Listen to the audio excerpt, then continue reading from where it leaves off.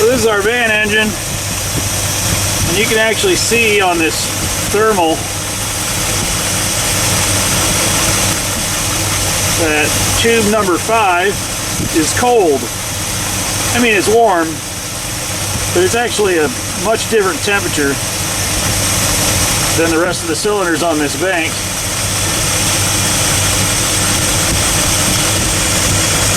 So you can see we got a nice hot tube there. That tube's nice and hot. That tube's, it's firing, but it's not firing well. And that tube's nice and hot. So we definitely have a low contribution issue in cylinder number 5.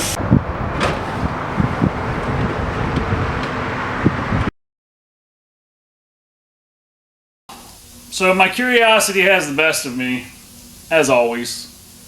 So I'm going to pull this down and pull number 5 piston out of this right now, because why not? So I'm going to take it apart. Let's see what's broke. I don't know what's broke, but we're going to find out. It's time to strip this head off this guy, and let's get her done.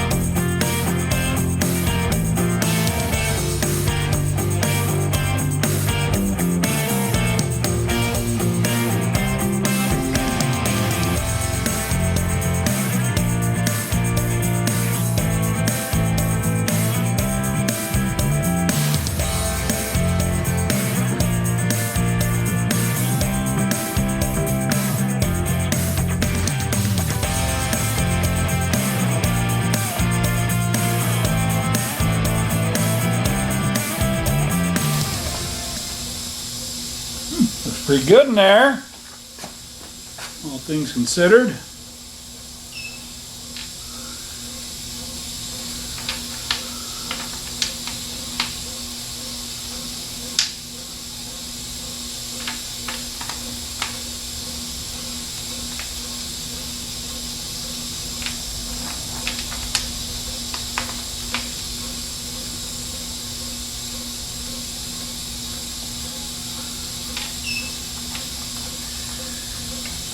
Whenever you pull lifters out of an engine, you want to keep them in the same place. I was looking at my lifters where they are actuated by the camshaft, because this was a brand new camshaft when I freshened up this engine.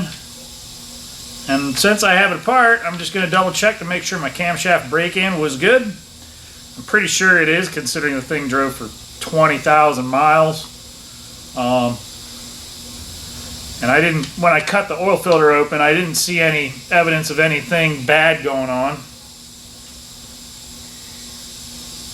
Yeah, that bank looks pretty good. Let's pop the cylinder head off.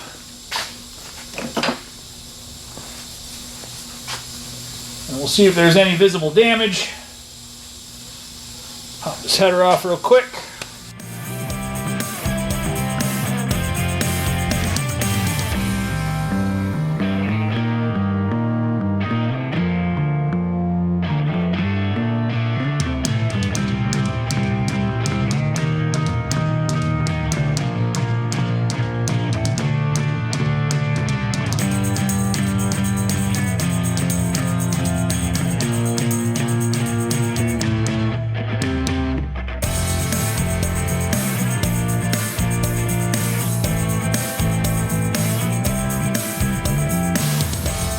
Now when I'm taking an engine apart, I like to take it apart by hand.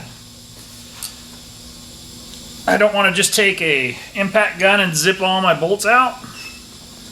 So I want to feel if any bolts have lost their torque, because it'll give me an idea as to where I need to be looking for my problem. Once I break them loose by hand, I usually zip them out with an impact, but I like knowing if I have a bolt that was loose causing part of my problem. It's just being thorough in the teardown is all it is.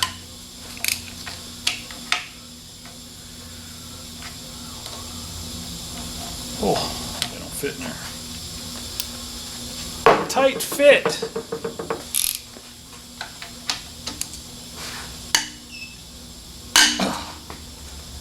Got it.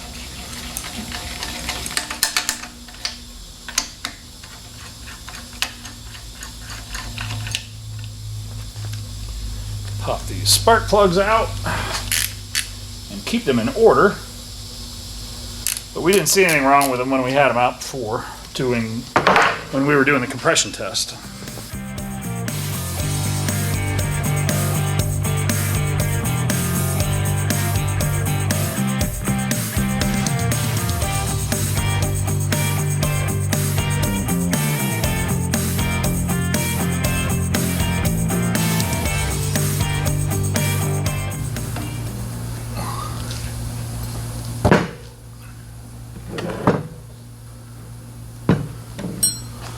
So this is my cylinder number 5.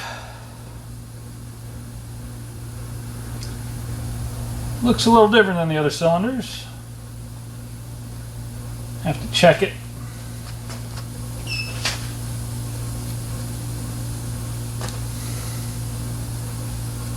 Pull my flat tops out. Well, there's no damage.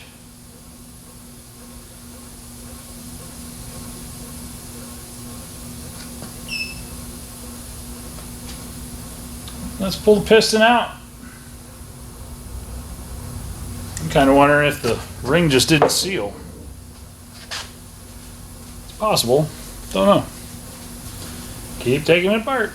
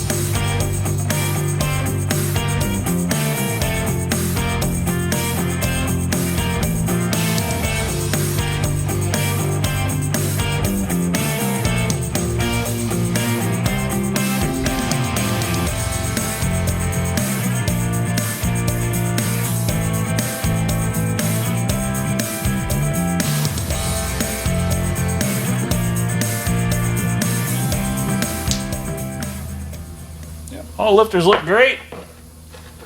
Cam lobes all look good. So it's not losing power because it's not lifting the valves enough. And the cylinder leak down test told me I didn't have leaks on my valve train. So I definitely have a ring sealing problem in the cylinder bore. I'm going to guess the bore is out of round, because I didn't check that when I freshened it up. It was a running engine. I didn't think it would be a problem. But more than likely, when I deglazed it and put it back together, the ring never sealed correctly to the cylinder walls. So it was probably what caused our problem. Pull this out here real quick and we'll verify that.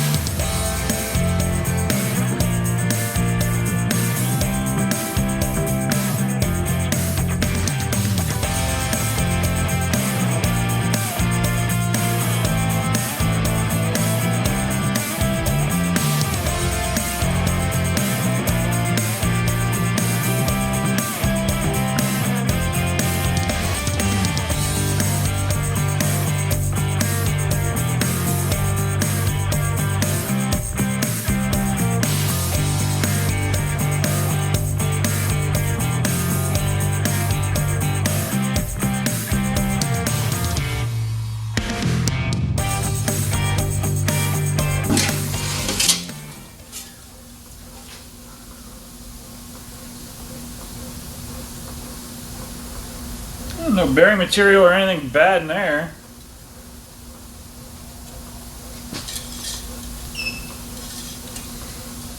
That's a good sign.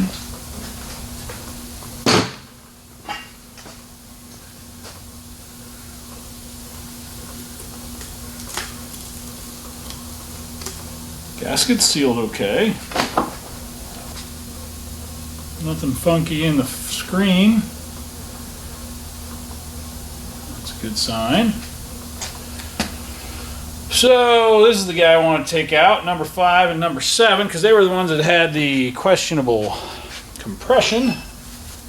So we'll zip those guys out real quick. And then we'll probably tear this thing down to a bare block and take it over to the machinist. Have him check the cylinders.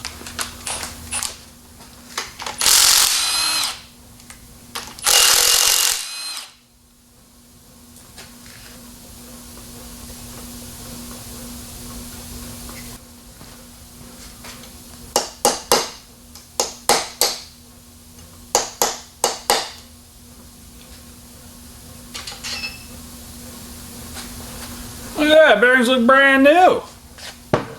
They should look brand new. They've only got 20,000 miles on them.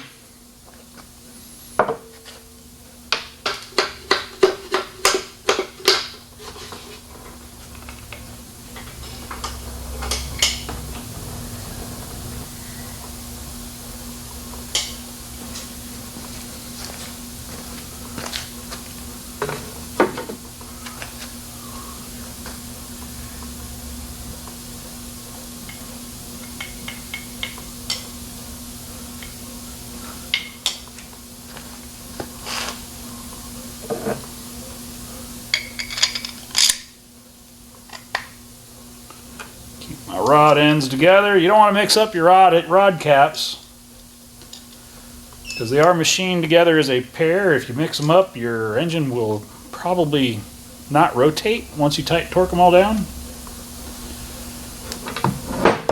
Ask me how I know.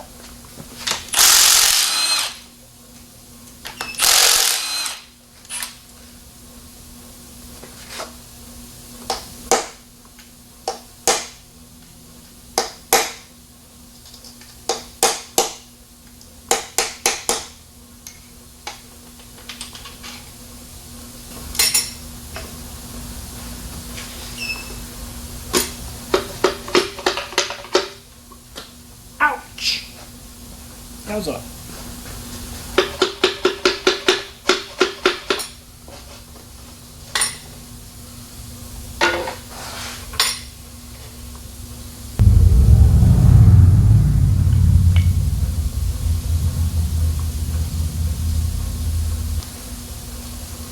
Well, I didn't roll any of the rings.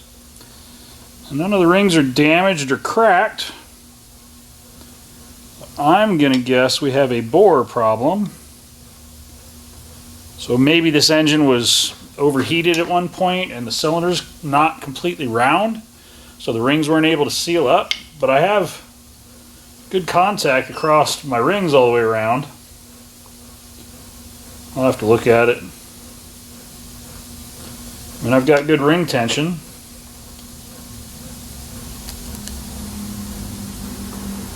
I'll bet the cylinder's out of round from overheating. That'd be my guess. Didn't expect that on an engine that ran perfectly fine before I took it apart and freshened it up, but that's the world we live in.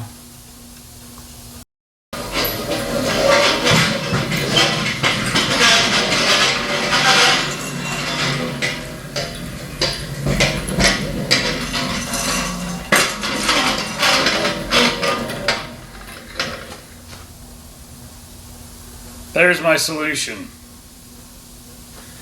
So, the good news is I didn't find anything really bad inside this engine.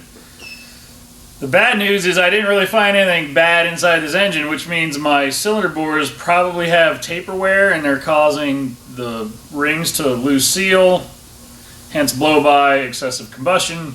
Excessive combustion gases are blowing by the rings. They're making excessive crankcase pressures, which are ending up making valve cover gaskets leak that's also blowing oil residue out the breather.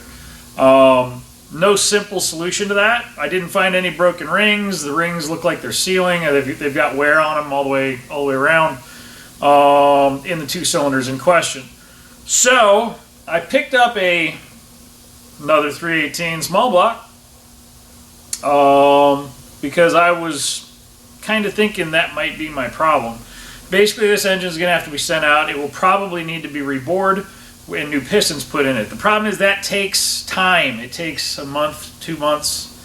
It just depends on how busy the machine shop is, and right now it's spring, so machine shops are swamped with people trying to get their projects ready for summer. So I picked up a loaner motor, and I'm going to transfer my bits from this over to this, and I'm going to put this in the van so that our customer can have a van while we rebuild his engine. Should work just fine. I'm going to put those headers on here. But other than that, it's pretty much the same stuff. I'm just going to bolt everything on and put it in the van and fire it up. So that's where we're at with this. I will continue disassembling this. Hopefully have it apart by the end of this week. But for now, I'm going to move on to putting this engine back into that van so that I can get that van out of here and do some production work this week. So with that, it's time to get back to work.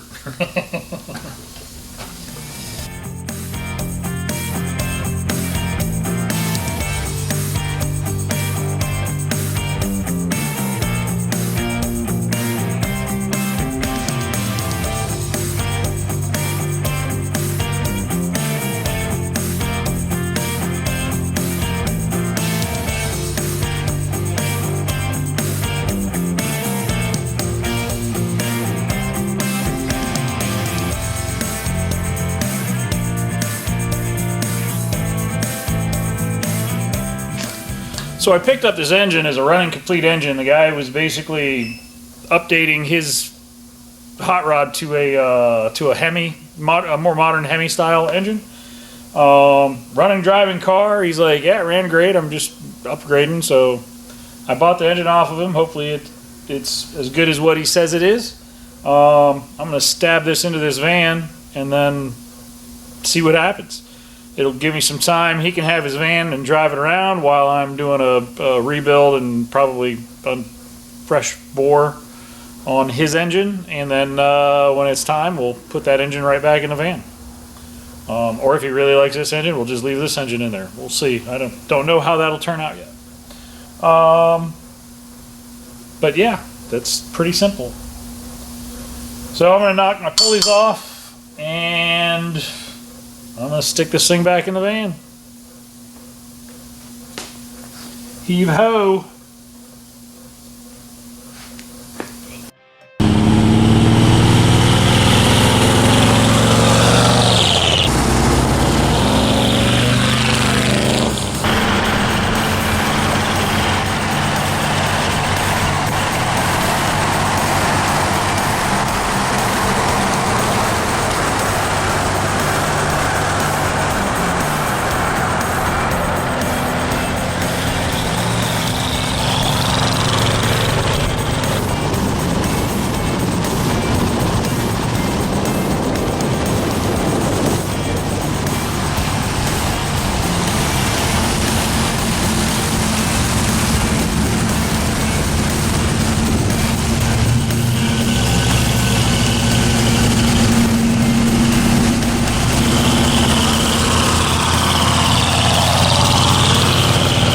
So I spent the last couple of days working on this 1974 Dodge Tradesman van.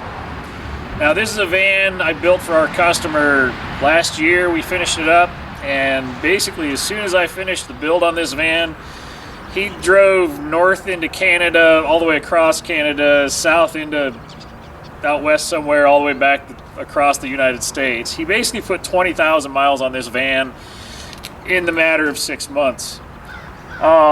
He had a few issues along the way. I mean, it was a custom four-wheel drive build with all rebuilt drivetrain, all new brakes, a custom 3-link Artec front suspension system.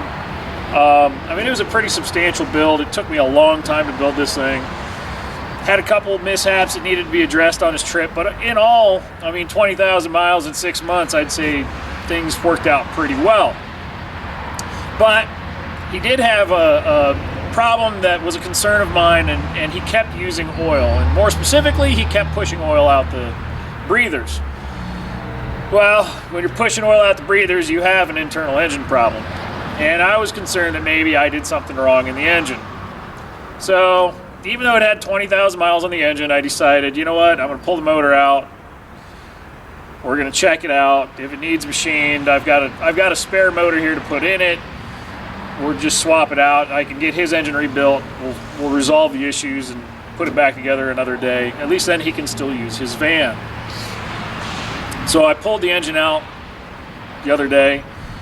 I actually tore the engine down, pulled it apart. I didn't find any problems with the rings. I didn't find any problems really with the cylinder walls, but once I put a mic down the bores, we'll probably find some issues in there. I'm going to guess we have either an abnormal bore or maybe got overheated and one.